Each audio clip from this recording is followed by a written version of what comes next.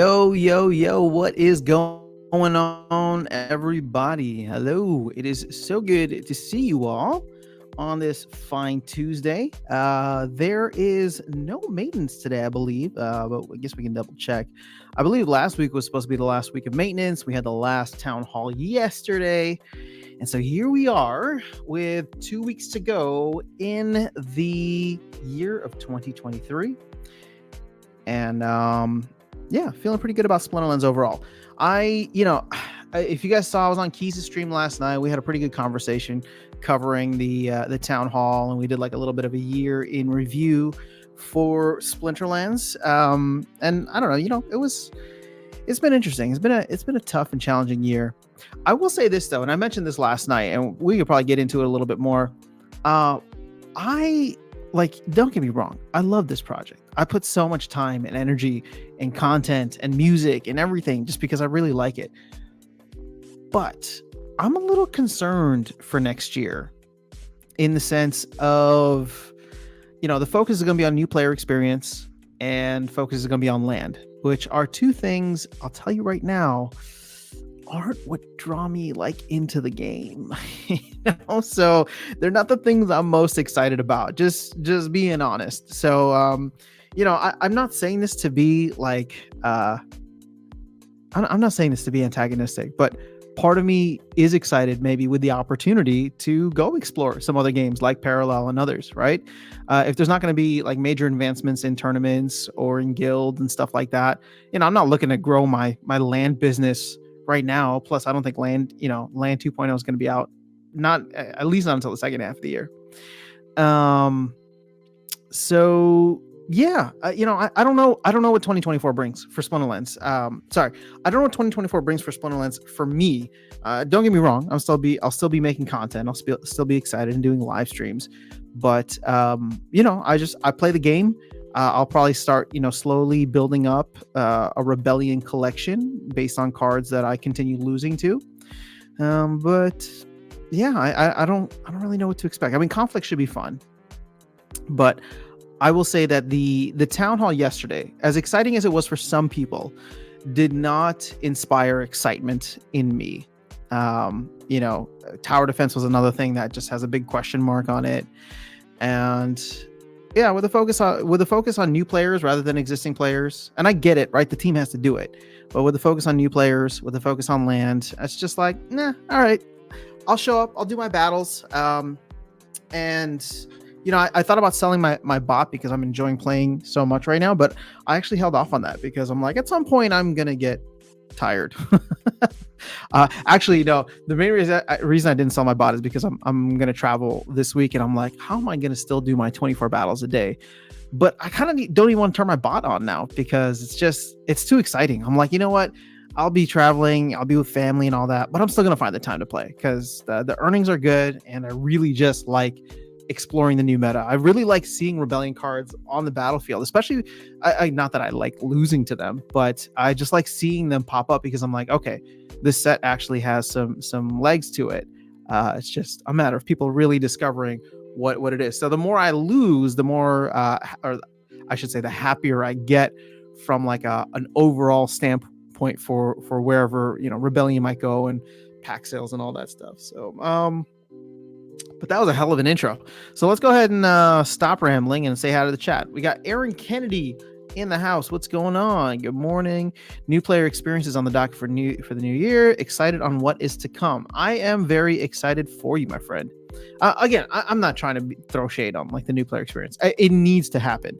It's just my hope is that it would have happened without sacrificing existing player experience, but that's just not where the team is at. And I know a lot of the team members, I know they're working hard, so they're going to make something awesome. And you know what? If 20,000 people join the game between now and the end of next year, asset prices are going to moon and everybody's going to be happy anyway. So Virus, what's going on, man? Bitcoin SIG, but needed for a working economy and to handle overprinting. Man, this sounds like it was the second half of a comment that I did not get, because this is the only thing that I see. Yo, Jason Jenkins, what's happening? Archmage is down as always. Oh, so actually I can't even run my bot. Maybe I should just, I'm going to move the token off of my account because I don't want to be given giving away stuffs. SPS, that stuff is too valuable right now. Speaking of which, I guess let's run into some battles. So I got to do these 24 per day, and after next season, the exciting thing is, so it's 11, 12 days from now, I will be able to. Oh, hold on. I will be man. You know what? I just nope. I don't care. I just don't care, man. Like, I literally will leave this game. They just gave me another one that was, what's this called? Back to basics. So, all right. Let's see. What's Bitcoin 6? I was talking about your comment on land. Okay, let's go back to your comment here. But needed for a working economy and to handle over printing. Yeah, I mean, I don't think there's anything wrong with them focusing on land. I mean, they need to. 2.0 is going to be major. Major. All right, let's see here. Okay. Who do we want to use? So many good options. But you know what? I think ultimately we're going to end up going...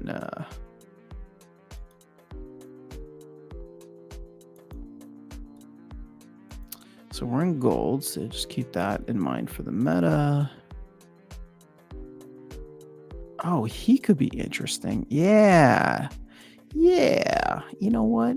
I'm going to put him right there. And then how much health does Noah have? How much health does... Okay. How much does Drybone have?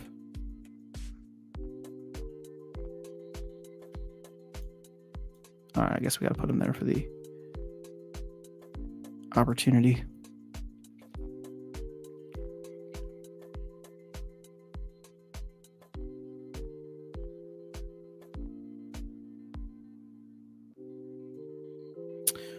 All right. Oh, interesting.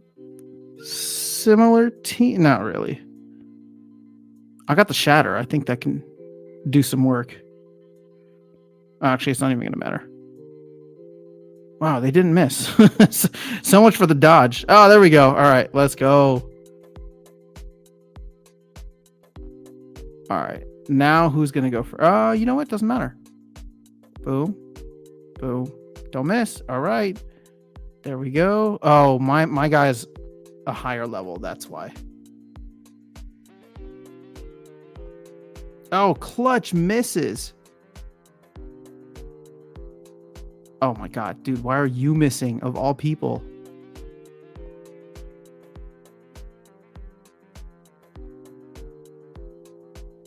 Oh, yes. Oh my God, why are you missing? It's not that big of a deal. All right, come on. I think we got this. Boom, boom, boom. All right, we got to win after a bunch of losses. 4.4. It's not too bad. Let's see. What would I have had to go up against? Magi of Chaos. Oh, God. Yeah, the team looked awful. Okay, so let's see. Aaron says, the issue is that the team only was working on existing player base for the past 2 years. New player experience is something that we've all been waiting for. Could give us the influx we need. Yeah, again, I know it's crucial. I know it's essential. It's just sad. I want guild updates. I want tournament updates. But that's just not where the priority is right now. So I get it. But then don't, if I'm not excited, it is what it is, right? Like, again, if we get 20,000 people that join the game in the next 12 months and SPS goes to $3, yeah, I'll be excited about that. Then I'll be like, all right, hire some damn developers and get guilds and tournaments to the next level, please. To launch the team again, add new goals. Yeah, I mean, again, it's what they had to do. But like I said, for existing players and for existing players who aren't that into land, it's just like the next year is just going to be like, we'll just have to get through it. like the other ones. All right, so back to basics sucks, says Jason. People just do Magi of Chaos. Well, hey, you called it. They did do a Magi of Chaos magic spam. Yeah, I mean, you guys think I'm kidding, but like I literally like there will be a day when I get one too many back to basics. I will bot my account. I will leave the game. So I don't know how else to say it, but there will be a day when it will be one too many and I will say, yep, now I'm done. Time to go do something else. This guy bullying me? Who's bullying you, Techie? All right, so Lunacy system, what we really need is the DAO to get large enough to clone Cryptomancer. I mean, if the tech is out there, it's probably worth more than how much the DAO has, unfortunately. But I see where you're going. I like where your head's at, Lunacy system. All right, so back to basics is the best rule set. Stop. Wibble, we can't be friends anymore. I'm sorry. You should probably leave now. Vlogging, gaming, Cody says, what will be the new player enhancements? So they said tech modernization, which is actually important, right? Because I think the mobile experience is already so much better. If you see, like, if you go to certain pages on the mobile website, you can see which ones are already optimized. Unfortunately, battles are not, right? Actually, you can even see here which ones. So I think, is this main screen? Hold on, let's go to the shop page, because I think, all right, so shop page, you can see already like the header and all this. It looks different. These icons are bigger. So like the shop page is mobile friendly, right? This is already tech modernized. The open page, tech modernized. The market page, tech modernized. Yep. The collections page, yeah, they just did a bunch of stuff here. So this is all tech modernized too. Battles, you can see it reverts back to the old where these icons are super small. So the battles page is not tech modernized. Tournaments are not tech modernized. Guilds are not. Land is, because I think land was built with the whole like tech modernization thing. And then Soulkeep isn't a real game, so we'll just skip that for now. Wait, where are we gonna go? Let's go back to battles. Oh, see, come on. There we go. So we're making 4.4 SPS. I don't think there were any major multipliers on there. Let me see. I do have a 12x SPS boost. Oh, there was a focus card and a gold card. And then my guild. But still, I mean, I'm in gold 2 right now. So you bullied me last match. Oh, was that you? Oh, I guess so. GG's. KQ Forever, you know Back to Basics has a higher occurrence rate by design, right? I did not know that by design, but I'm not surprised based on how much it comes up. Bitcoin SIG, they need more bridges for liquidity as well. It's pretty hard to buy SPS or DEC in-game with Bitcoin. Yeah. When you say bridges, are you talking about other, like bridging to other chains? Because I think Solana and Polygon, probably even Avalanche, are all ones that we should consider. The thing is, we're already struggling for liquidity on ETH and BNB. So it's not like I don't know where that extra liquidity would come in from. I mean, well, ideally it would come in from people who are hanging out on those chains, right? But see, 29% for ETH. We do have some SPS set aside for this. 29% for BNB.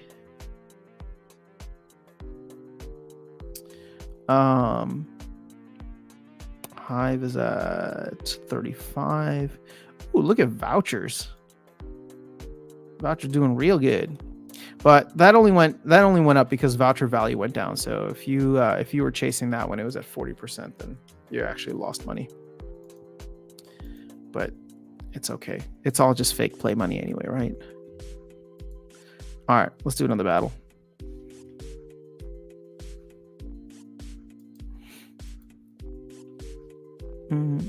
Now, my question for you, KQ Forever, why is it higher by design? Like, why are they trying to piss people off? And I got one yesterday that was silent summoners and back to basics, and I was like, oh, this is This is it. This is going to be the one. This is going to be the one. At some point, I'm going to get another one of those. That combination. I'm going to be like, all right, guys, that's it. See you later, Splinterlands. Okay. Cripple and weak magic.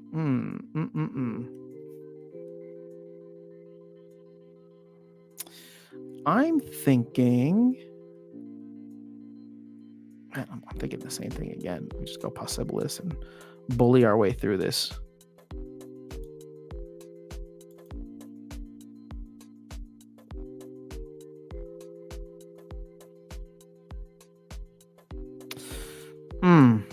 But let's do this. Let's do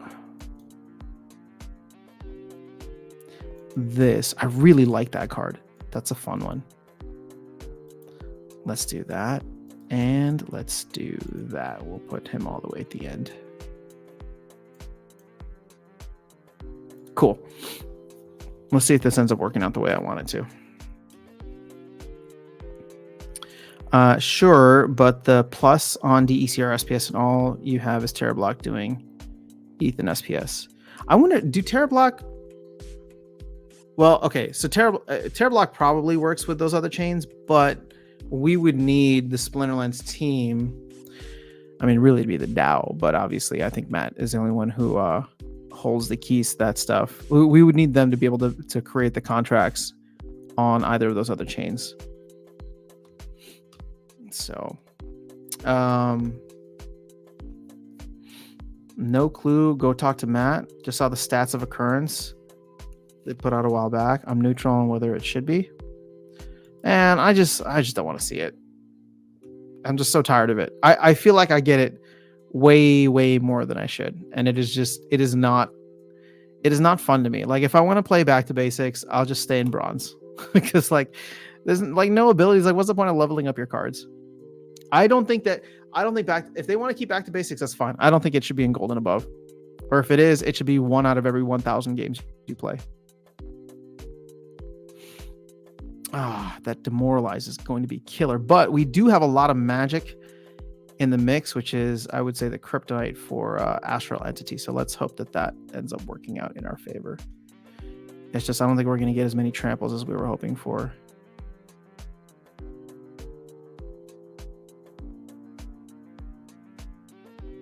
Oh, but we got hit it on the first shot. Oh, but then we missed that. That's not cool. Oh, we got to deal with him again. Interesting. All right. Wow. Two missed tramples. Oh my gosh. It's not that hard, guys. Just, okay, well, you know what? They're having problems too, so.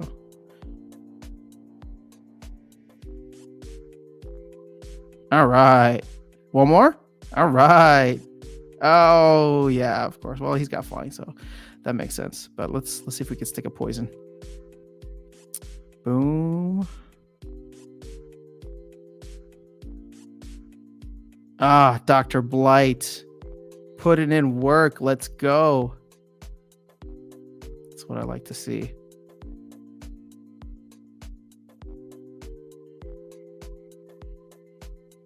All right. I think we'll be able to come away with this.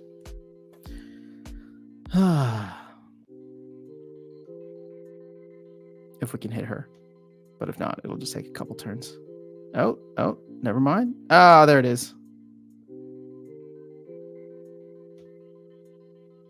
Why is he faster? Oh, because of the speed buff. Gotcha. All right. Feeling pretty good now. Dude, you're missing on Dr. Blight. That is just sad. 3.74. So, I think we're on a win streak too, right? Oh, no. I guess we lost. But no focus, no gold. We did use an alpha promo card, which is Blight. Interesting.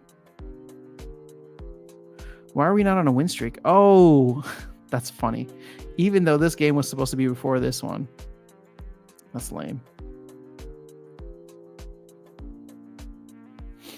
I don't know what this... Oh, this is a tournament? Let's see what happened here. Oh, I didn't core spam. What did I do? Oh, but they didn't. Interesting. Okay.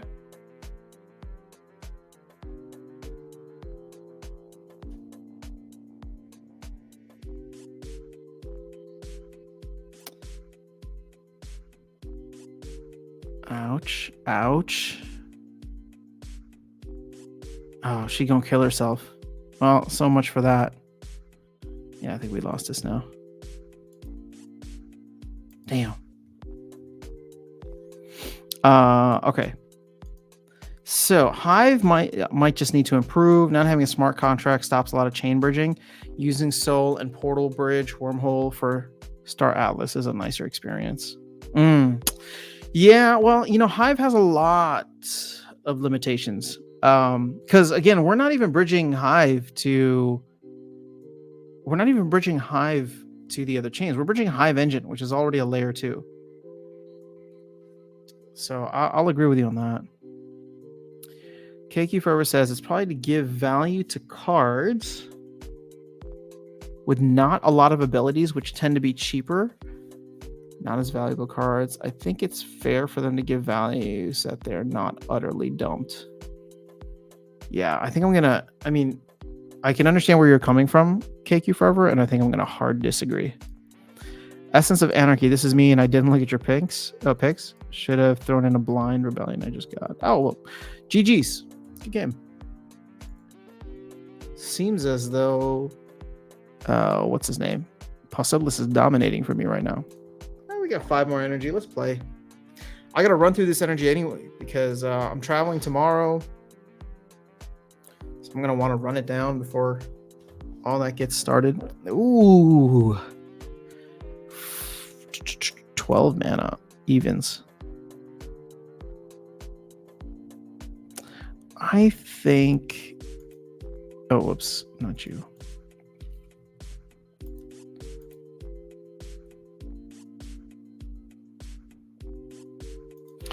You know what? I think we do you.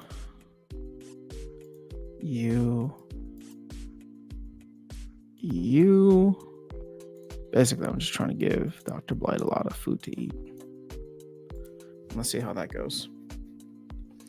All right, hold up. The computer's whining right now.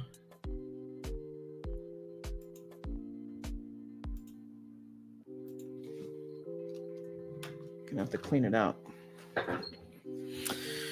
Okay. Interesting. Well, I only have one attacker and it's magic. So, yeah. All right, I think we got this. I just need to stick the affliction sooner rather than later. Oh, there we go. I think that should be game. Whoop, whoop. Boom, boom, boom, boom.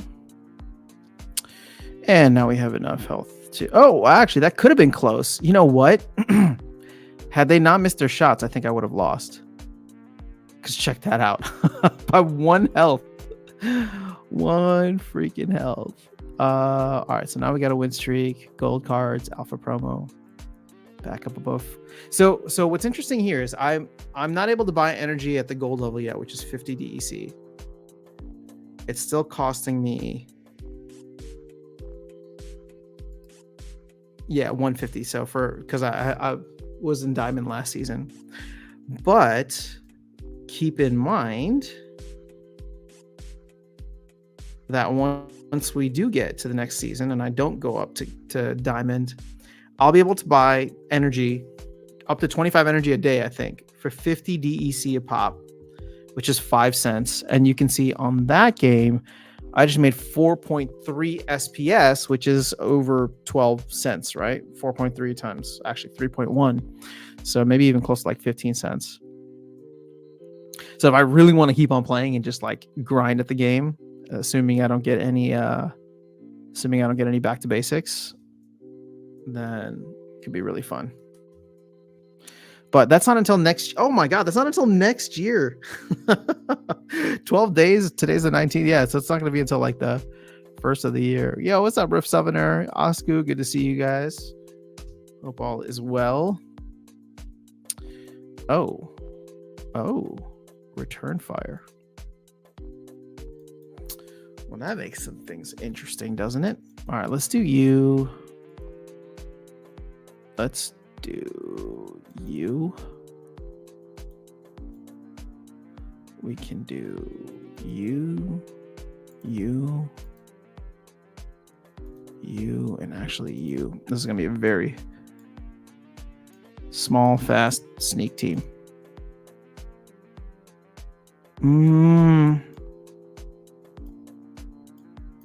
Let's do it that away. Let's see what happens.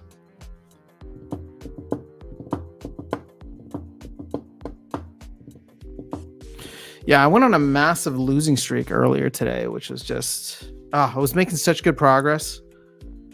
But I guess it's nice to see... It's nice to see the game kind of being the game.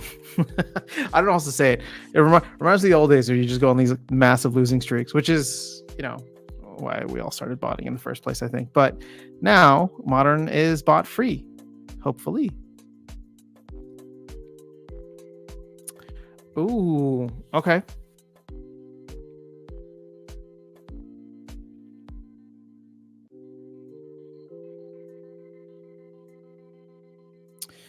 Ouch.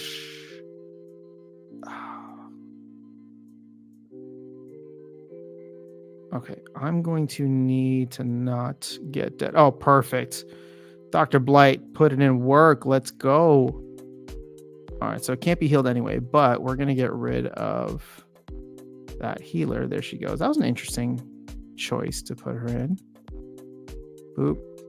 And boop.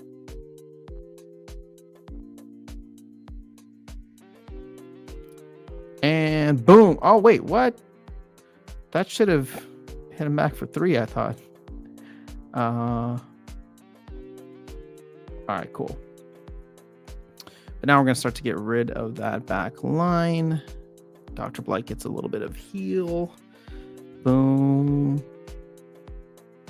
Oh, with the cripple, perfect. Oh, wait, how did you miss? Dude, no, that's not cool.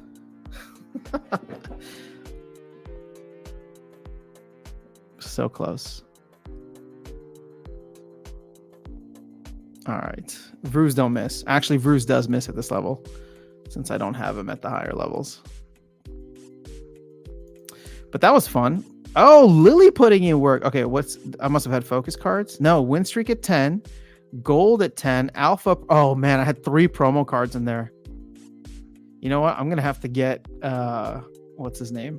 I'm gonna have to get my Grimbardoon and Mantaroth up to those levels just to be able to use the promo cards.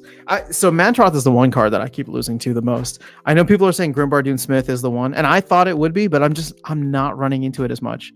And I do wonder if it's because of the fact that I don't have a lot of actually not me. I don't use it as much because I don't have it leveled up, but I wonder why I'm not running into other people using it. But I'm curious what your experiences are. With a gladiator,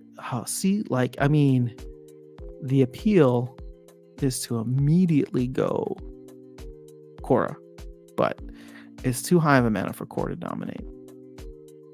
The other thought is to go Katrelwa, but I'll tell you this, it's high mana, and I have a feeling that it's Possibilis that's going to end up dominating this.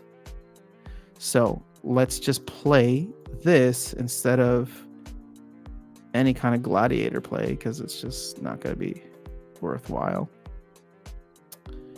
We could throw her into the mix. That might be interesting, but I think if we go with those guys, actually, let's put him here.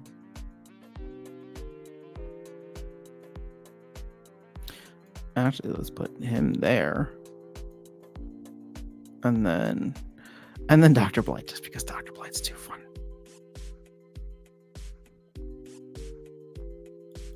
So I only have one unproductive member of the team. Oh, what? Are they trying to use Quora and Katrelba?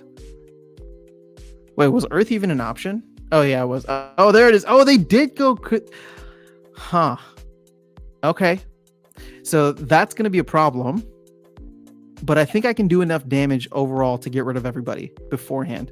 Because he's about to rip that dude apart. And then should get Katrelba before she attacks. I think my team's too fast. We'll see. We'll just have to see how much damage I can do. Oh my, I mean, you got to hit. Okay, boom. All right, so she got the martyr. That's not cool. She's going to hit, but that's good for us in the short term because we can hit for 5. Oh, whoops. Oh my gosh, look at you putting in work, dude. Let's go. All right, they didn't hit a poison, so that is actually clutch. So we get to hit for 5. 1. Oh no, she's about to get crazy. Okay, this has to be the turn. We got to do it. Don't miss. Don't miss. Don't miss. Don't miss. Somebody get her. There we go. All right. She gone.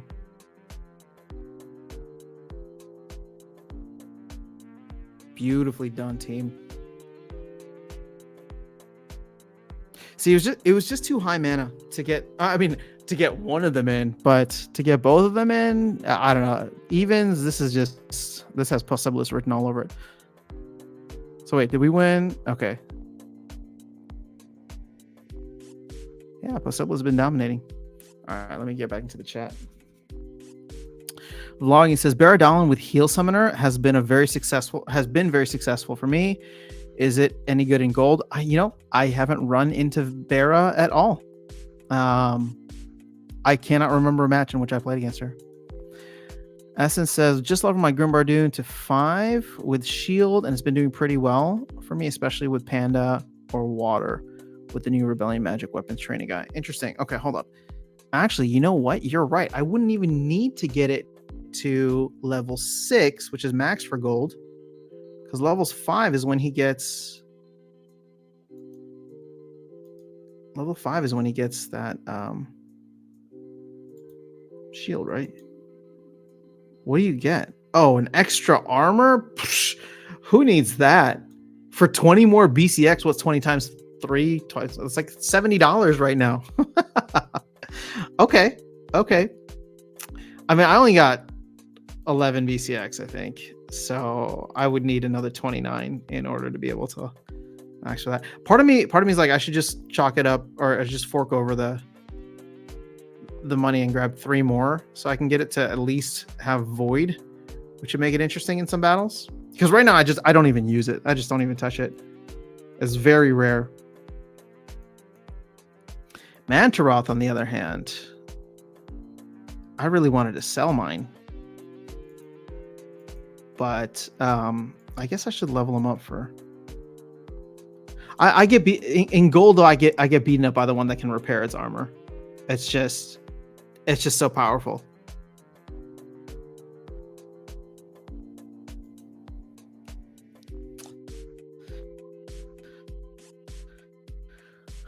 All right, let's see here. Oscar says people realize that Chaos Rearguard is really good.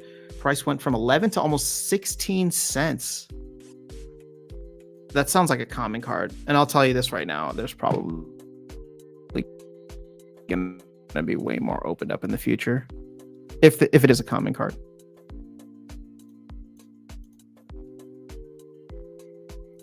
You said 16 cents, eh?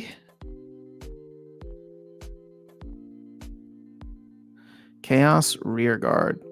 This reminds me of like the Spineback Turtle or whatever, just like a fantastic meat shield.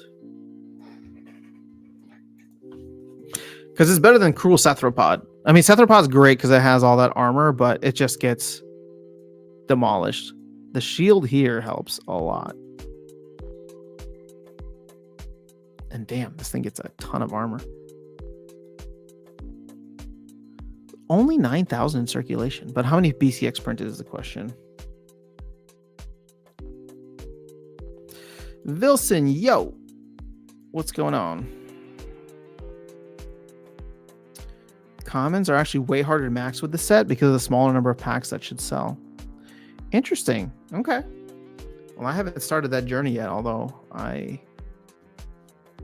still think that, I mean, once more packs get open, commons are going to continue flooding the market. But I like the fact that, actually, let's go back to the market, shall we?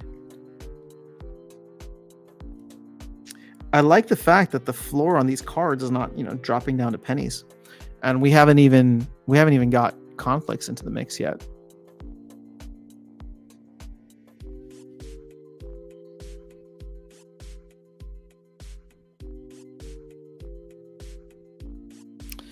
So, like, is this card any good? I don't even know what this is. New Ska with an extra H Drudge.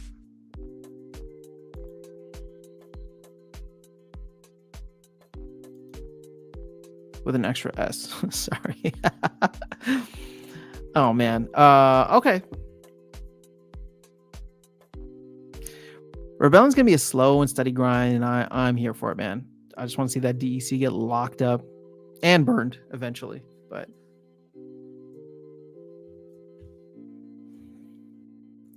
we'll see what happens. Takes 400 to max a common, really strong tank. Just tubed in while training. Nice. The thing is, I don't think many more packs are going to be bought. Really? Over the course of an entire year? You don't think so? I think with every SPS pump, with every Bitcoin crypto pump, and with every S pump, you're going to see a lot of people take profits into cards. Oh, well, this is interesting, isn't it now? I think there's a very clear option to take, which is going to be this guy, because you get the built-in amplify. Kind of want to make him bigger, better, stronger. Let's see. Oh, but you know what? Nothing misses. So maybe I should refocus on that. Oh, Life Leech could be fun. Oh, definitely Blast. Oh, no. Hold on. We don't want Blast. We're taking all that damage back.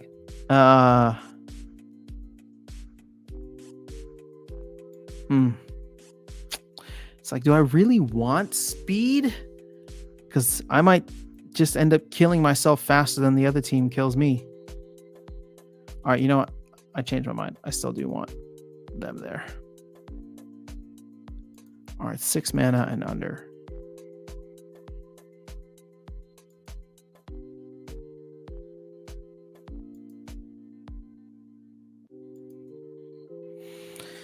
I can't say that there's any intriguing options. Damn.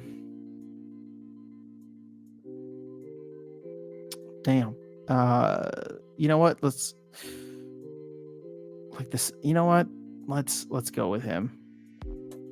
No. Let's go with him because they're gonna have to work through that armor and hurt themselves. All right, let's see what happens. Okay, I think this actually benefits me because now I just reduced, hopefully, the amount of damage coming back. And hopefully I can kill this. Oh, no. Wave Brood. Not cool.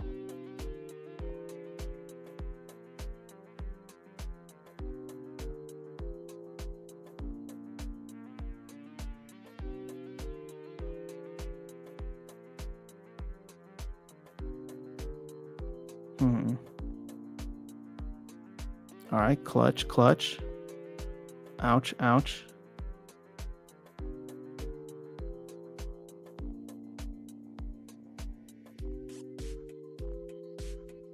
I just gotta hope that they kill themselves, and I don't think there's enough. Oh no. Well played. I thought I had that one in the bag. The trading money on Soul, probably gonna lose my oh, just tune in. You're playing ranked? Didn't notice, mostly listening. Yeah. I'm just trying to earn some ice cream money here with my playing. Actually, you know what?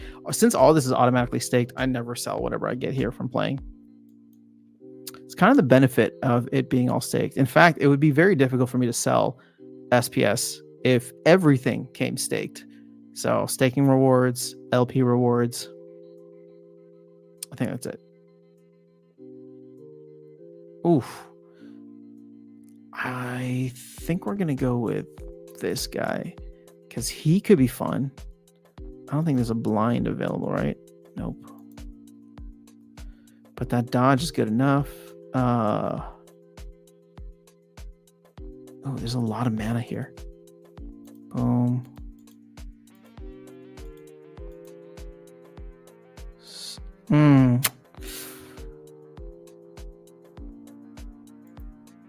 This is really going to be...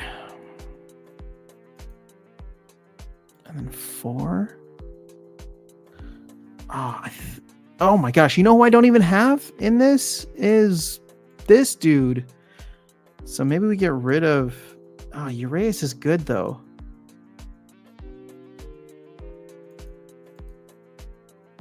Okay. Here's my thought. We're going to throw this dude up front. We're going to go throw this dude in the back to avoid any kind of cripple or poison that they try. We'll throw him up there. And I think we have a strong chance of winning. Instrumental. Uh-oh. I lost to them earlier or yesterday. Look at all that gold. Oh. See, I'm not paying attention right now.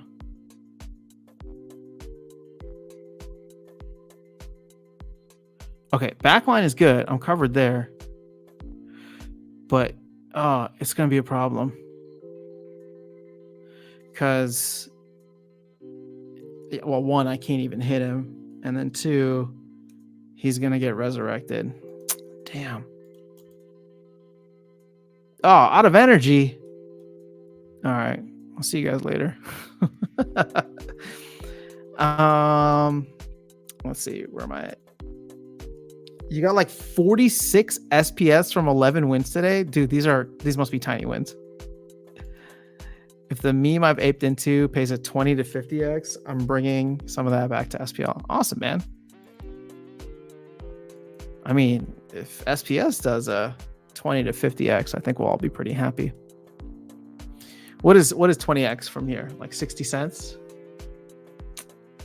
Yeah. That'd be pretty good. I'd be happy with that.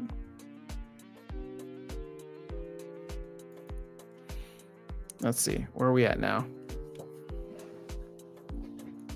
3.14159 cents.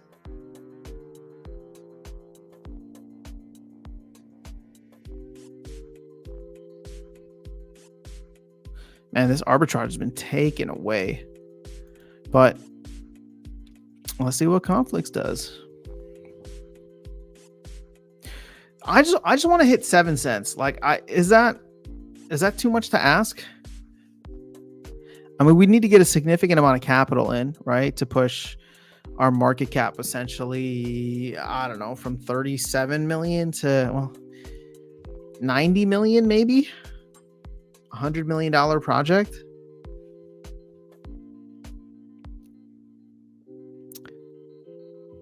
There's still too much. The thing is, there's still too much SPS out there. I know people feel like, oh yeah, we're burning some and there's like liquidity crunch, but like we're minting a ton every day and everybody's just got extra. Everybody's got, I'll tell you this right now. I'm like 90% positive that everybody's got a stack that they're willing to sell at like 10 cents or 8 cents or 7 cents. And they're just waiting for it to jump up so that they can take their profit and be happy. Still hold their moon bag. But, all this extra stuff that people are holding on to,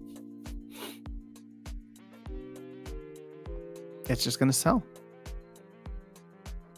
So what we really need to do is shut off as many faucets as possible. I don't know whenever Land 2.0 is going to go live, but I would definitely vote for stopping that pool and just redirecting it. Man, I wish we could stop the Well, no, I people would like flip if we stop like the tower defense one. It sucks because like they have to do it now because they messed up so bad on tower defense. Like there's just no reason that SPS should be given out right now.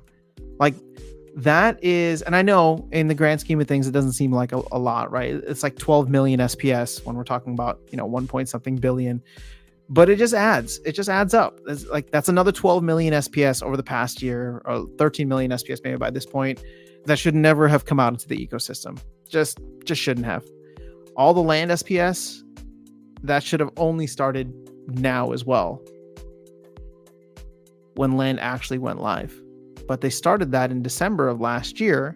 So if you consider we got like a full 12 months of that, land is like 6 million per year with 6 times 12, 70, like 70, that's probably over 70 million SPS that shouldn't have hit the market until now.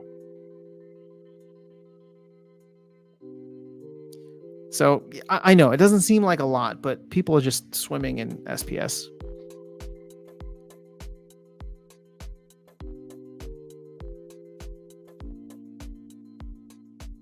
You know what I hope they do early is find a way to get it so that people need to stake SPS on their land in order to like get something. Because he kind of teased that, and that would give land once again direct, or sorry, not land, but SPS direct utility. Since I don't know, like I don't know when tower defense is going to come out. Well, I don't think they even know when tower defense is going to come out, but like that's another thing that would require some SPS staking, so direct utility there. But they don't.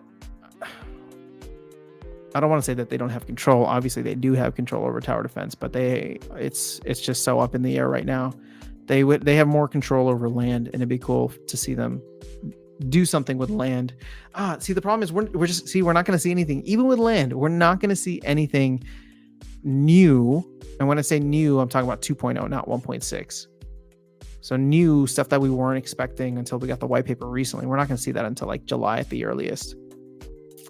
So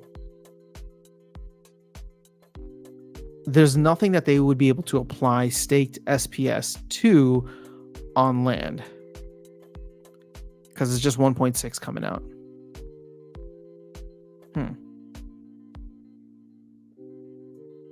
I'm gonna have to bring back the Papa Bear mug, because I'm feeling quite bearish about the first half of 2024. Not bearish, but it's just like, I wonder what it's going to be that keeps the momentum going, or is just a momentum driver. There is the planned burn event, which could be interesting, but that's going to be a card burn, not a DEC burn.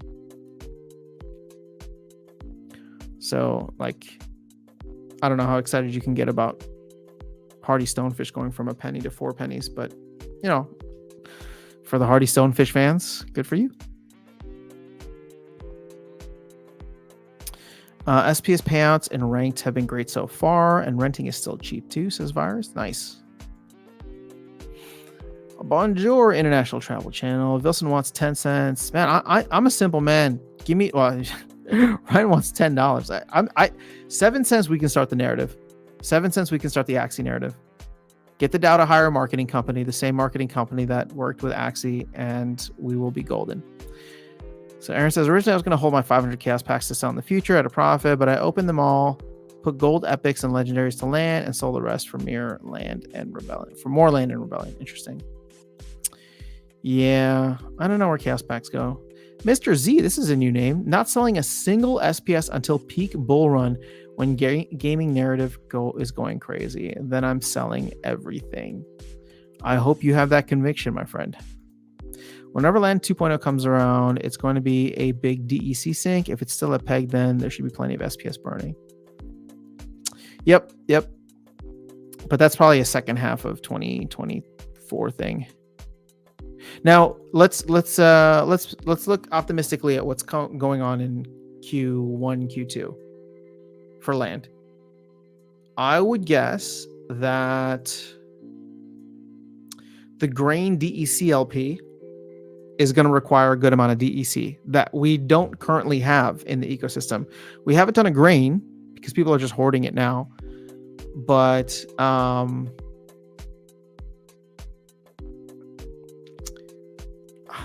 I don't know, $50,000 worth of liquidity. Is that enough? Is that too little? Too small? I mean, it's smaller than all the other LPs. So if you do $50,000 worth of liquidity, it's only 25 million DEC. So Aaron says tower defense will be handled by another company. Matt was saying they will take the full envelope, upload, and launch everything. Yeah, I mean, sounds great in theory. Just give me a date. So how long has TD SPS rewards been going on? It started, I think both land and tower defense started last December. So it's been over a year now. Stake SPS for everything. Stake SPS to breathe. Make SPS global currency. Wouldn't that be nice? All right, so let people burn Soulkeep packs alongside Chaos packs and Great Burning event next quarter. Oh my gosh. Dude, people are going to lose their minds. Dude, you know, Commander Chaos is like this close to filing a lawsuit against Splinterlands for fraud. So I think that we should probably just cool it with whatever they want to do with, what's that called? With Soulkeep packs. They just need to get the game out, man. Every day further, they get one step closer to somebody filing some kind of fraud or class action or whatever. And I don't think that they're in a position to handle more legal fees. Aaron says, sounds like tower defense was ready to launch, but they didn't have the resources to tie into their code. It may not require that much more to get over the finish line. Yeah, well, that's the hope. That's definitely the hope. It's just whatever company or third party comes in and wants to take this,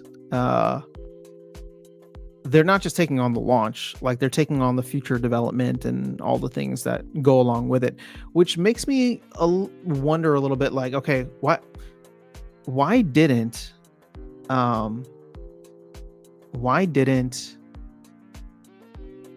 Double Coconut just continue?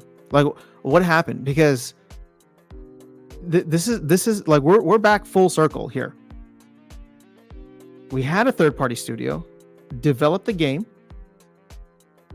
and then they were supposed to run it and manage it separate from Splinterlands. Then in July, August, they shifted and said, we're going to bring all the code in-house and we're going to manage it from here. And then they shifted again. Aggie got demoted. Matt took over, and Matt is now saying, we want a third party to launch it and manage it. So what happened to Double Coconut? I don't know if we'll ever get the answers to that, at least not publicly, but I just feel like we're back where we started. Hold up. There is something that I need to check out.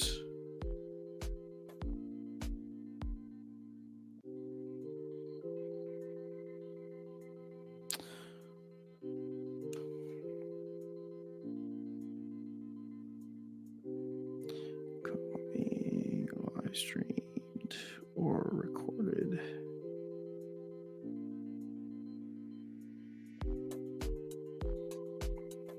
Okay. Let's see now. Osku says, what will be the rewards for burning cards? I mean, we don't know yet. It sounds like they might do Rift Watcher packs, other promo cards or something, but titles. It's going to be similar to the Great Burning of DEC. Vilson, Mr. Z, the more like Mr. G if he catches the top. No dates. Yeah, but I mean, at this point, we don't even know, like, is it coming out? All right. So Aaron says, what happened with Commander Chaos? I mean, he's just been understandably upset in the, on Discord and in the live streams and such. But, this was several months ago. He was talking about how he had explored actually filing a lawsuit. And, I mean,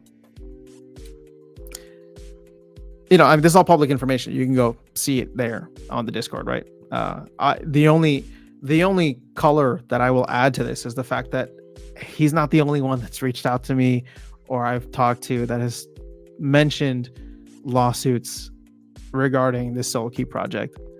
So it's like it just takes one very determined person to like get everybody else riled up. And yeah, I don't know. I hope that there's an update soon so that they don't do that. DJ says, hear me out. Let the Down take over Soulkeep. Make Darkest Night CEO of Soulkeep and claim what supports him. Dude, Darkest Night would probably be down for that. Actually, no, I don't think that he would want anything to do with it. But he will play it when it comes out. I'm gonna make him play it. Even if he's done with Splinterlands, I'm gonna make him play Soulkeep. All right, this is my biggest concern when they announce Soulkeep and GLS. If they fail, what is the blowback on SPL? Well, Virus, so far we're seeing it. So far we are seeing it. Was Double Coconut going to do any of the blockchain integration? I mean, I don't know. None of that was ever really talked about publicly. So it was just they were gonna make the game and they were gonna run it and handle it. And the promise from the team at the time was that it's not going to interfere with anything, anything that the Splinterlands team is doing, so that it's not going to take away resources and blah, blah, blah, right? So obviously that ended up not being the case. I would assume that there would have to be some kind of collaboration with the Splinterlands team. So it was always going to take some resources, but just not as much as I think people were expecting. But yeah, it's just a weird situation. And the thing is, the quieter they are about it, it just leads to more speculation. But I don't even need to go down the road of speculation. I'm just curious, I just feel like we're back at square one, right?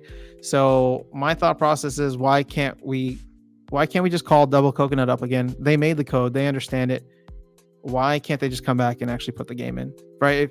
If it was Aggie's decision to bring the code in-house and Aggie's no longer in charge of that and Matt wants to have a separate team handle it, why not renegotiate or restart the discussions with them? So Aaron says, I don't think Double Coconut oh, there's a lot of double negatives here. I don't think Double Coconut didn't want to handle our code. Pure speculation. Maybe. What's up, Liberty Guy? Good to see you here. Nice to catch you as well. Bitcoin 6 says, I think Double Coconut abandoned the project because the packs didn't sell to cover the costs. Well, you really think you're going to sell 2 million packs when there's no working game? The thing is, you have a point. I mean, you have something interesting there, because they were working on it up until May, right? Or April. I remember the CEO of Double Coconut was on a town hall in April where he's just like, we're shooting for an end of May launch. And I wonder if that timeline was supposed to give confidence to the market that they were expecting more people to go buy packs, and people are like, oh, okay, I'm going to wait until the game comes out and see what happens. GLS seems like there is some movement. What's going on there? I know that they launched the game, but it's not in... oh, the token price just keeps going down, but it's not it's like just being able to play novice essentially, right? Which I should be there right now because I'm only going to have one BCX cards.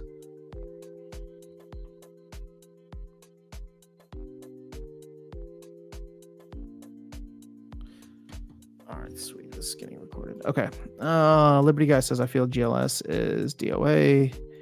Anyone playing GLS? No, I mean, I want to, but I want to, but I also want to go when the game is more than what it is now. So, yeah, so I mentioned this on Keys' stream last night, and I'm just like, they launched the game for GLS, and I feel like Aggie's spending more time in the Splinterlands Discord than he is on the GLS side. And I get it, man. Splinterlands is his baby. I don't think he cares at all about GLS. Sorry, that's mean, and that's pure speculation. Obviously, he does care about GLS, but Splinterlands is his baby. There's no denying that. I'm curious to see what they have planned for 2024, because apparently they have another game in the mix. Now, here's the thing. As soon as they mentioned that they had a new game for GLS, and that they were going to do a sale in January, I was like, oh my God, they haven't even launched the first game. What are they going to do? But the one thing that has me intrigued for the GLS side of things is with this new game. Is he said they've already like posted it on I forgot what that website is, or itch.io, right, where people just post like demos of their indie games. And so he said he posted it there, and it's getting a lot of good reception. I tried to look for it, I couldn't find it. So if you know what it is, I'd be curious. I'd be curious to see. But like I said, for me, no more pre-sales, right? It doesn't. I'm not even just talking about Splinterlands. Like literally any game. Like I'm not gonna buy pre-sales. I learned my lesson with Splinterlands, I learned my lesson this bear market. So, but if the game is out and it's ready to go and it's fun and it's something that's like in a genre of games that I would actually enjoy, well then hell yeah, let's do it. I would totally be down for that. I'm still holding on to all of my GLX tokens, right? I think that there's a lot of potential in the platform, but it comes down to execution, and execution is the one thing that we haven't quite seen done well. Sad to say, but that's just what it is. So I'm excited to see where things are at. I think that they still have plenty of time, considering there's probably going to be hopefully a gaming bull run middle of next year, and then full bull run late in 2024, early 2025. But they got to get this stuff out. That's all it is, and they got to get it working. L4, yo, good morning. How many videos you did today? Feels like I'm playing catch up on your videos. I try to put out a couple a day. Just depends on whatever I think about or feel like is worth sharing. No fixing the amount of double negatives. Virus says, if they were never going to do any blockchain integration, then there is no sending it to DC to finish. Well, again, the way that it was, so Virus, the way that it was sold to us though, was that they were going to be an ongoing partner. So even if there was blockchain integration that needed to happen and they were working with the team, they were still going to be the ones, like they were still going to be around to add stuff to it, right? They had this roadmap that I was so sold on. I just like a sucker. I was like, oh my God, this sounds so awesome. There's going to be PvP options and tournaments, and they're going to, be able to create your own maps and stuff like that. Like I love the idea and where it was going to go. And now it's, yeah, like they weren't going to go anywhere. So obviously there had to be some kind of collaboration with the team. So if you're talking about like, if they were never going to do any of the blockchain integration, is a third party that's coming in now, wouldn't they still need to do any kind of blockchain integration? Or you're saying that maybe a company that has the capacity to do that will come in. Now, what makes this interesting? Actually, let's go down the Soulkeep rabbit hole here, since we're talking about it. The way it sounds that Matt wants this to move forward is that this third party company coming in has literally nothing to do with Splinterlands. So to your point, Virus, if they needed Splinterlands help, right, even just at the tail end, the last 10% to get the game live and push changes and all that, then yeah, maybe DC Double Coconut is not eligible for what Matt wants, because Matt wants somebody who can do 100%, not 90%, right? But what that also means is I don't think there's going to be much integration at all between whatever Soulkeep ends up being and Splinterlands. And the reason I say that, the TCG, the reason I say this is because keep in mind your cards, your assets, they all live on Splinterlands servers. So if this game is going to be set up, run, and managed by a completely different team, the idea of like putting monsters on towers, that's not going to happen unless there is actually some integration and collaboration between the two companies, right? Third party and Splinterlands. If there's no integration, then you're not sending your NFTs, right? Your NFTs don't exist on the blockchain. That's why, Splinterlands got into that whole lawsuit with J69. It was the one thing that J69 actually got right. But your NFTs don't exist on the blockchain, or I guess they do, but you'd have to bridge them out. You know what? It would still be worthwhile for the team to do it. If you can like send Walkout to Wax, I think it'd be worthwhile for the team, even though they don't want to put any resource towards it. They should still be able to build some kind of bridge, because that was probably the coolest part about tower defense, is you'd be able to stake your units on there and get extra benefits and stuff in game, give more value and utility to them. The other thing too is, hold up, like if another team's going to come in and run it, how is the delegation of SPS going to work? Because the delegation only works on Splinterlands servers. So if you have another game completely, is that going to run separately on Hive? Are you going to have to move your SPS out of your staked SPS in Splinterlands and put it into this other game? Or are they just not even going to bother with SPS? Like, I don't even know. There's so many questions. And we don't have any answers. Aaron says, I don't have any GLS assets other than the free tokens I'm staking. Same. I did buy 4 packs and a couple of cards. I think Aggie will always be SPL over anything until it takes off and is a success. DJ says, I'm serious about the DAO absorbing Soulkeep. Let SPL write it off as a loss and just give it to the DAO. Once we get it up and running with a third party, we sell beta version packs. I mean,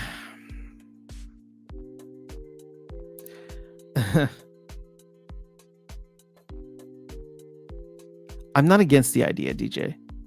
I just don't know if Splinterlands is going to go for it. And this is nothing against Clayboyne, but is the DAO really in a position to do some kind of project management? Because that's outside the scope of what Clayboyne is doing, right? Like, sure, can we throw it on his plate? Maybe. Is that his expertise? I don't know. I mean, he'd have a lot of community help, which would be good.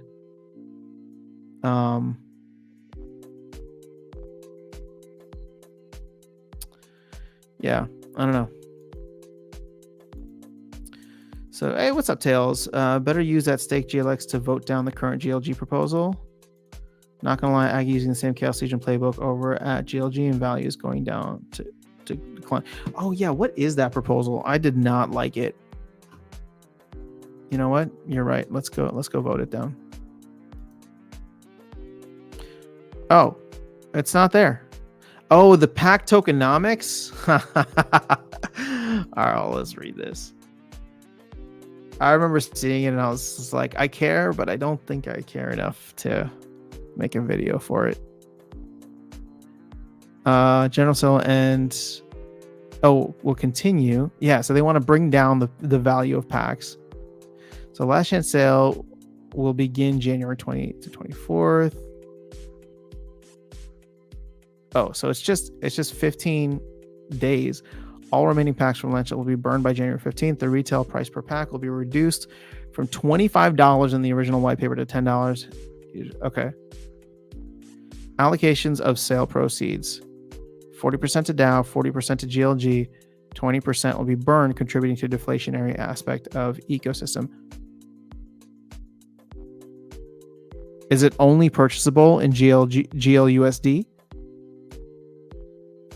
Reserving 500,000 packs. Okay, 200,000 will be reserved for daily rewards distributed over the next few seasons, allowing 1% to 2% of daily. Okay.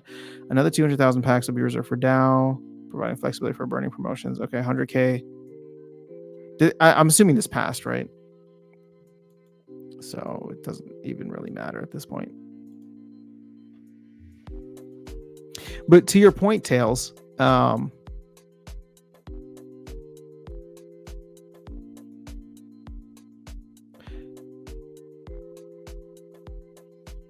this is exactly the focus on short-term revenue that Matt's trying to avoid, right? So they're trying to sell more packs for revenue, essentially giving a discount on them, not versus where they not versus like the previous packs, but like they were supposed to be selling for $25 a pop, right? cut in half with GLGT. And so therefore your secondary packs really should have like been valued at like 1250 or around 1250. But they're kind of devaluing that by bringing this back down to the original price for 2 weeks to see how many sales they can drum up, of which they get 40%. 40% goes to the DAO, so I guess you feel good about that, and then 20% is burned.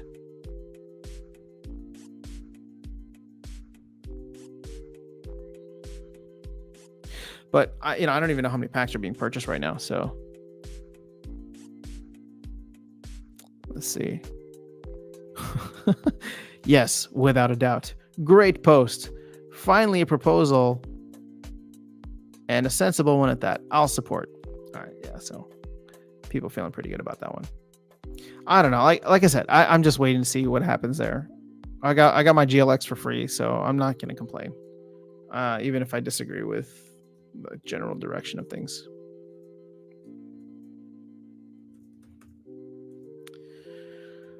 Okay, so KQ Forever says, I don't know if Matt's conservative expectation projections are good for Papa Bear. The problem with Aggie is he could keep PB hooked.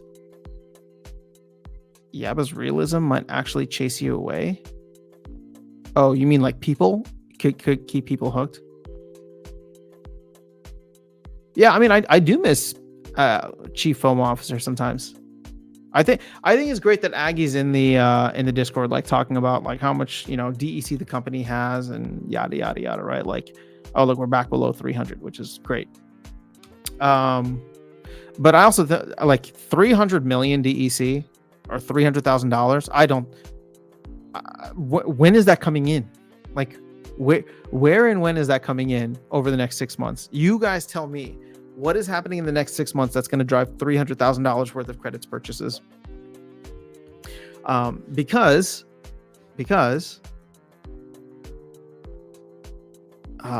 Rebellion is already out.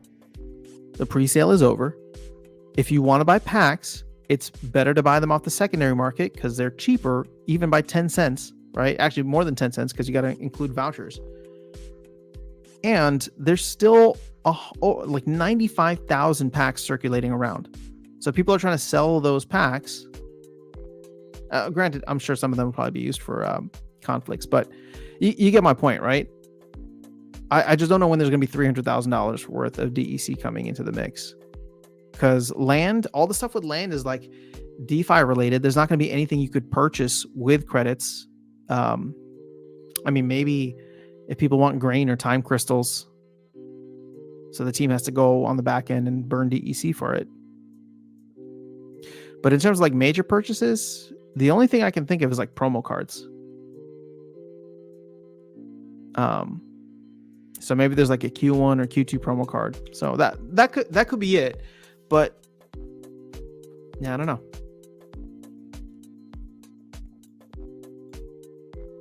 DJ, I think we need to have the DAO hire a former SPL dev and creative to do it. It's not the worst idea, but more of the DAO observing the team's mistakes. DJ says, I agree, but if the DAO is just given Soulkeep at this point, SPL can move on from it. Well, I mean, I don't think it's not holding anybody back at Splinterlands, right? It's just kind of sitting there. But I guess there would be less questions on the town halls. Everybody would move over to the down hall and hound Clayboyne about it. The issue is the number of packs they're giving away versus what was actually sold. Oh, yeah. It's like 500,000 packs. How many did they sell? Who the heck is going to pay $25 per pack? Even the discounted $10 per pack is crazy. Yeah, I mean, like, I know, guys. GLS is not in a very, very good position. I think we can all understand that. I feel as if no matter what happens, Matt's stance on proposed projects will not go to the wayside and TD will come to fruition. Just like Land was too big of a project that we should have dropped. But we didn't. Matt, I mean, Land is Matt's baby. That's the only thing he gets really excited about. As you can tell, right? And I know I'm just speculating here. But Matt was completely hands-off for Rebellion.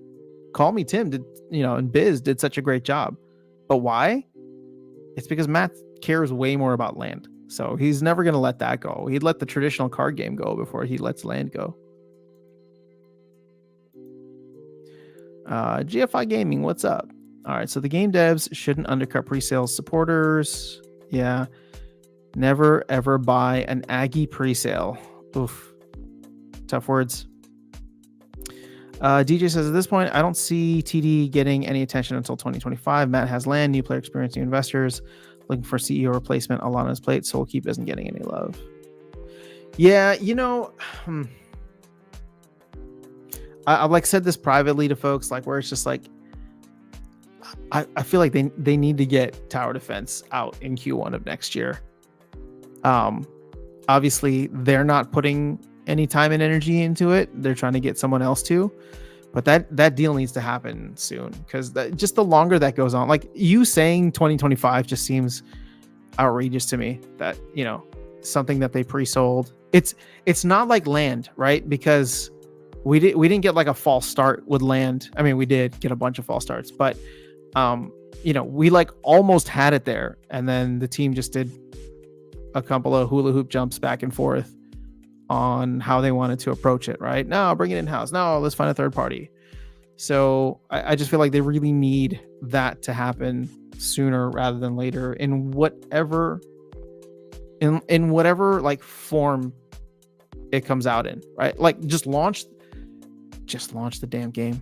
Like I would just launch the game as it is. If Matt's worried about additions and implementations and further like advancements in gameplay and all that, we can wait another year. We can wait until 2025. But the beta was fun, right? If it's just a matter of like tying in the rewards to the beta and all that, just give us that. And then say that there's a team that's onboarding and is going to be working on it, and they're hoping to get some new updates in 2025. At least that would quiet down all of the tower defense salt that's out there. Eric Kennedy, when rebellion conflicts come up, rental demand will get scarce and may drive a buying pressure greater than what we've seen. I hope so. Land 3.0 2026. Wouldn't TD be an add to new player experience as long as the product is solid? I think tower defense can bring in more players than this community currently has, but that's just me. Virus, your thoughts on Matt's answer to your storage plot questions? Oh, I remember the question now.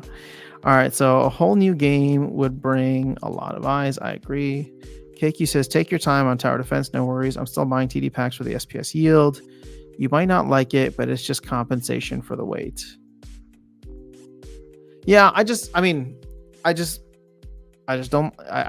like it because it ends up being a drag on the ecosystem. KQ forever. Like, even though I don't play Splinter Forge, I gotta give a shout out to the fact that Splinter Forge just like they had a working game ready to go and then sold assets for it. Is anybody still playing, by the way? I'm curious to know if that's still a thing. But I was talking with Keys last night, and we were talking about like all different kinds of games, right? So what we're excited for with the upcoming bull run. And one thing I mentioned to him is I'm curious to see a venture-backed game, meaning and Parallel might actually be the closest thing that we have right now, although I'll need to explore a little bit more. But actually, Parallel would probably fit into this category. It's just TCGs are too niche. Parallel is not going to be the killer app. It's fun to play, but it's not going to be the killer app.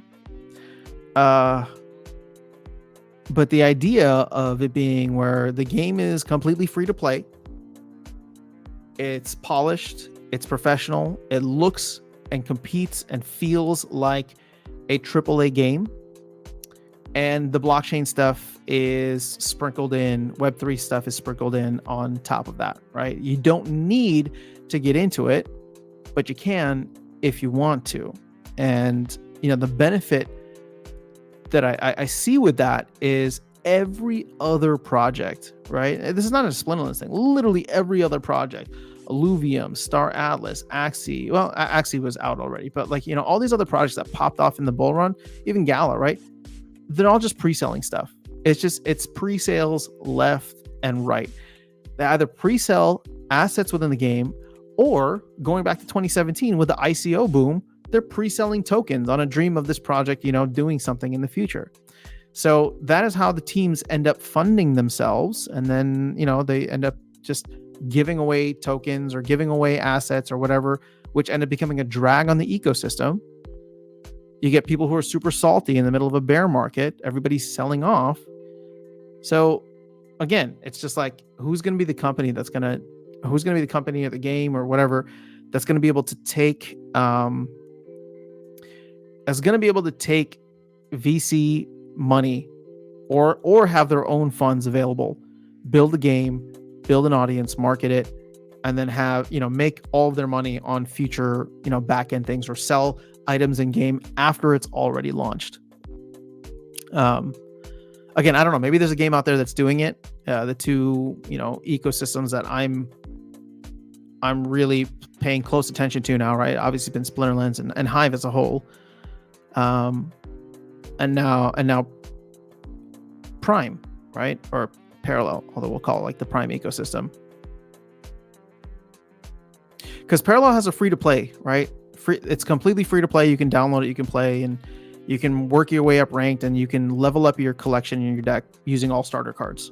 You don't earn anything, but you can participate in tournaments, right? So they just had like some kind of invitational a couple of weeks ago, and top prizes were paying like 10 grand, which is legit money for somebody that doesn't own any assets in the game.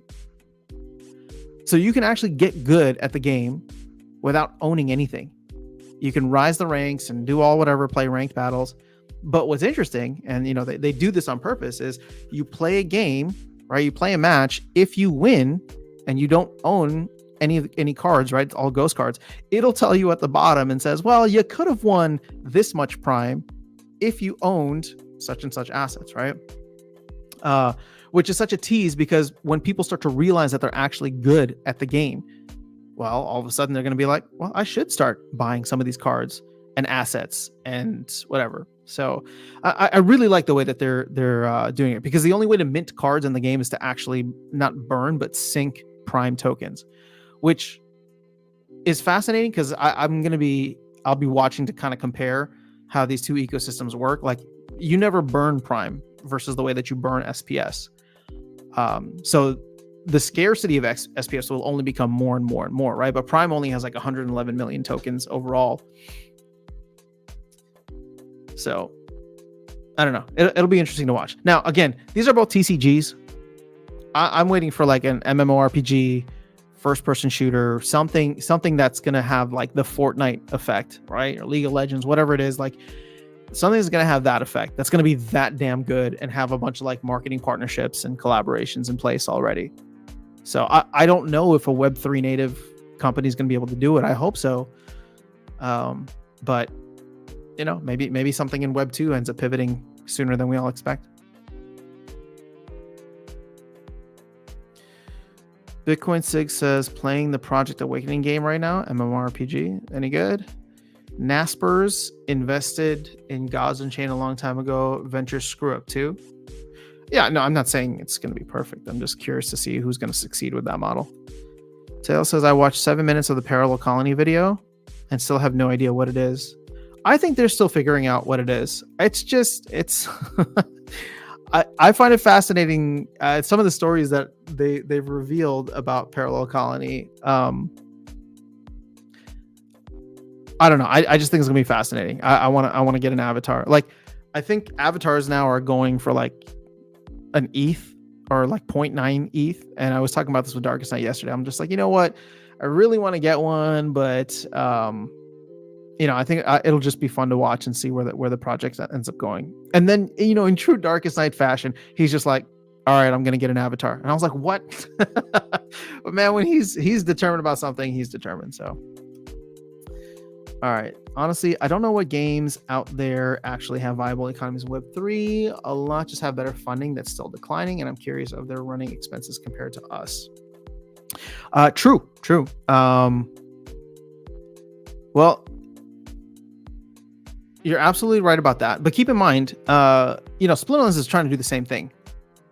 So the team is looking for outside funding because they don't want to have this kind of like never-ending runway that they have to put up with. So they're trying to do the same thing, which begs the question. And I don't mean this in a negative way, because I really do love this project, right?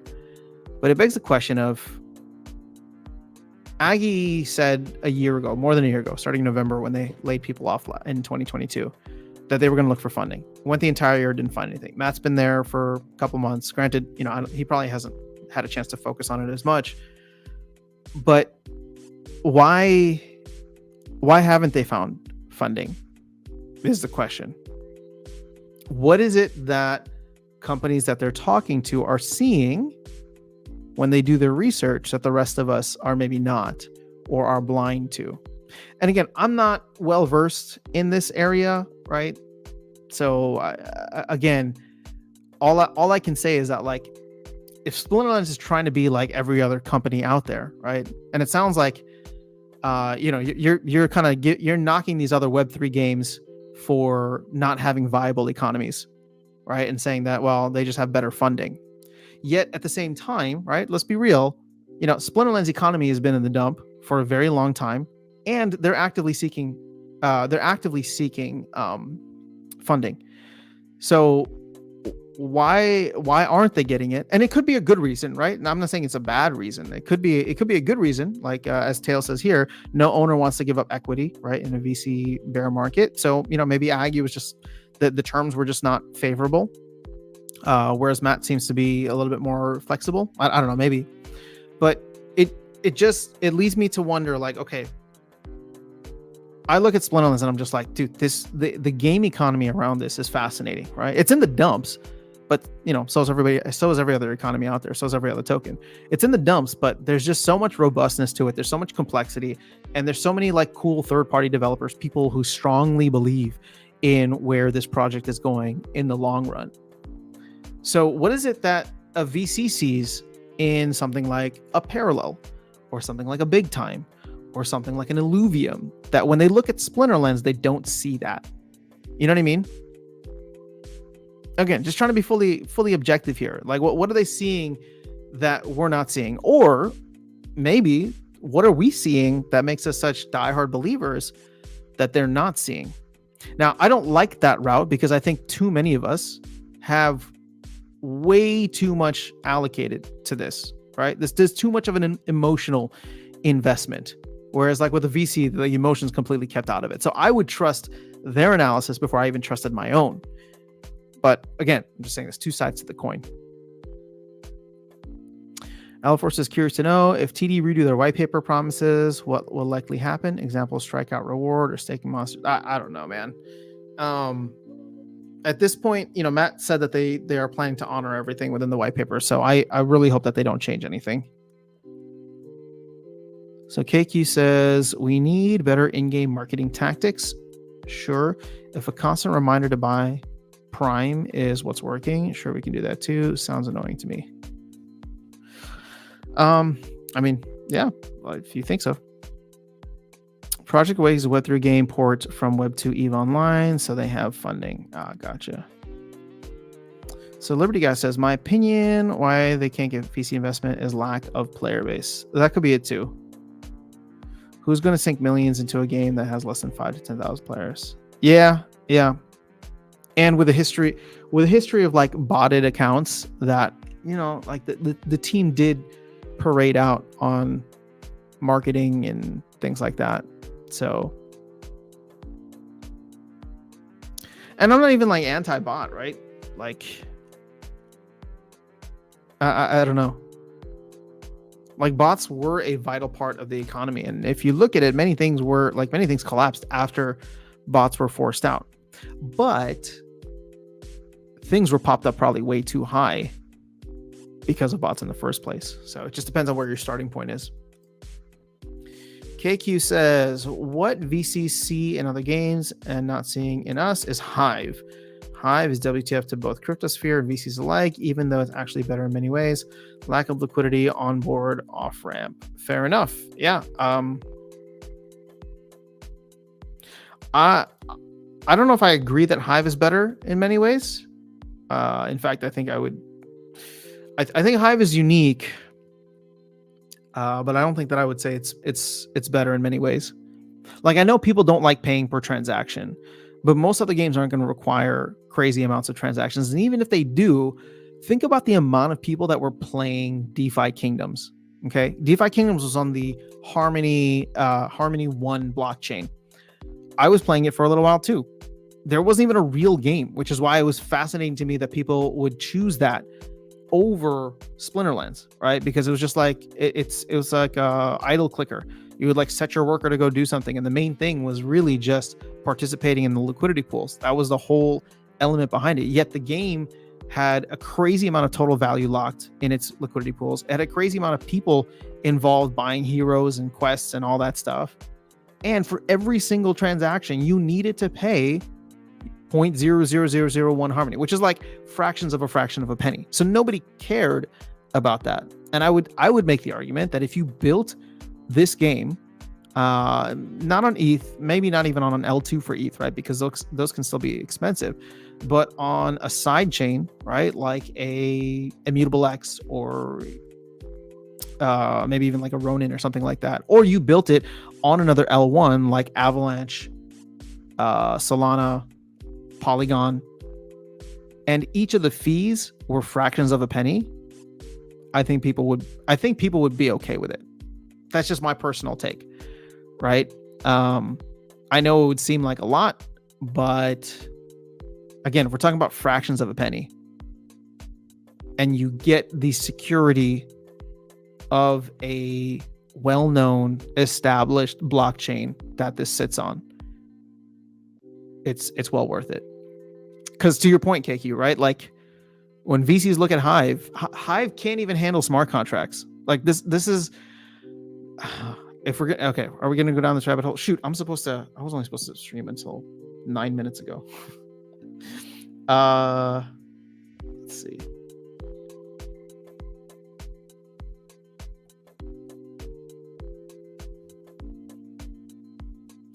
Yeah, I think I'm gonna have to run for a minute, or in a minute. The thing is, Hive can't even do smart contracts, right? So once again, your cards, your land, everything that sits on Splinterlands servers, it does not sit on a blockchain. If Splinterlands servers were to go offline, you would lose all your assets, except for Rooney, because Rooney actually sits on the Ethereum blockchain, right? So this is what's fascinating about what's happening with something like Parallel, where they're building on the L2 of Ethereum. They're building on Base. A lot of other games are building on either their own chains or these L1s, whatever, because the chain's still like the decentralization aspect is still there, which you, as much as like of a decentralization maxi the team is, like the game itself actually is not decentralized. It doesn't even sit, like it sits on a layer. They've created a layer 2 on top of Hive. And again, like it's, we all trust the team, right? But the whole like crypto movement is to be trustless, so you don't have counterparty risk. And so from like a crypto perspective, we're talking about like pure real like Web3 crypto perspective. It doesn't compare. It's like apples and oranges with the way a lot of other games are probably designing their assets and their infrastructure. Now it's going to cost more to be on those chains. It's going to cost more to do transactions on those chains, but at the end of the day, you know, people will feel safer about that.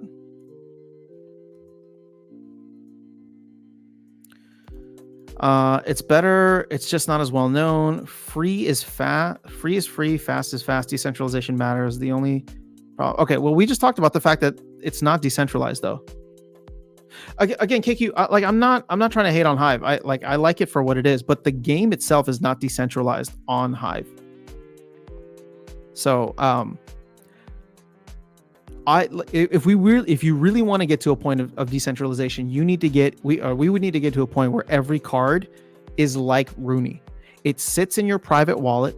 You can connect your wallet to the game. The game will read all the cards, all the assets in your wallet, and you're able to play in game.